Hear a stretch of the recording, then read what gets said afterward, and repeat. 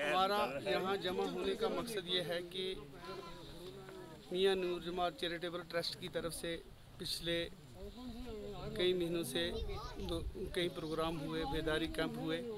इसमें हमें अपने लोगों को बेदार किया गया कि फॉरेस्ट राइट एक्ट जो लागू हुआ है इसकी अमलावरी कैसे की जाएगी। इनको फार्म दिए गए, हमने फार्म A, B, C उनको कैसे भरना है और किस तरीक़ा से ग्राम सभा में शमूलियत करनी है, तो इस पर अमलावरी कैसे कर सकते हैं। ये दूसरी बात, जो खाने बदोश लोगों की जो ये मुर्दमशुमारी होने जा रही है 15 अगस्त तक, उसका फ़ाइनल है। तो गवर्नमेंट ने टीमें तहसील वाइज मुकर्रर की हैं।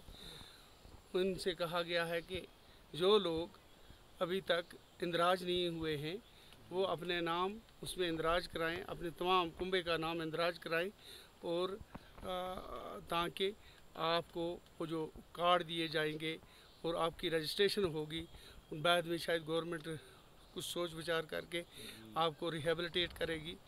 तीसरी बात, जो अहम बात हमने इनको कहा कि तालीम जो है किसी भी कौम की तरक्की का दारोमदार तालीम पर है। अगर बच्चे हमारे तालीम याफ्ता होंगे, हमारी कौम तालीम याफ्ता होगी, ये आगे चलकर हम बेदार करेंगे कौम को और डेवलपमेंट होगी, हमारी कौम की तरक्की होगी।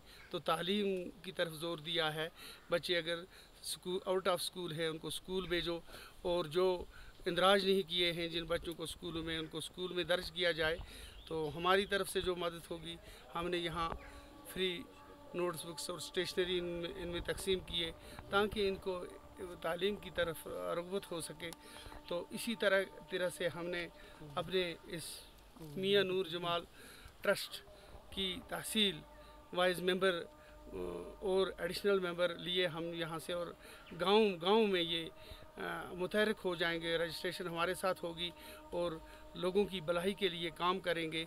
इसके बाद हमने इनको ये आगाह किया गया कि जो कोविड-19 की SOPs है उनको फॉलो करें। हमने मास्क तकसीम किए इनमें, और जो भी यहाँ थे हम मास्क दिए इनको, और वैक्सीनेशन के बारे में इनको कहा कि अपने आप को वैक्सीनेट कराएं।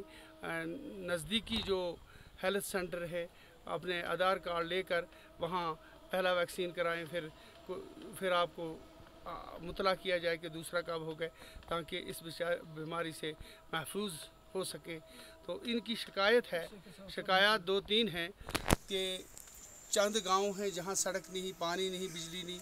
हम वक्ती हुकूमत से गुजारिश करते हैं कि इनका इजाला किया जाए। वहाँ आड़ू में कहते हैं सड़क नहीं ले जाने वाले, ये डबियन में, बायसरन में, वहाँ हमारे लोग रहते हैं जो रिहाइश पेशी पजीर हैं। वहाँ मुकम्मल तौर पर सरमा भी वहीं रहते हैं, लेकिन उनके लिए कोई बंदोबस्त नहीं सड़क, पानी, बिजली का, तो उसका ख्याल रखें।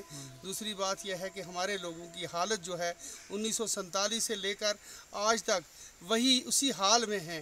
हर सियासी लोगों ने इस्तेहसाल किया और वोट के तौर पर इनको इस्तेमाल किया।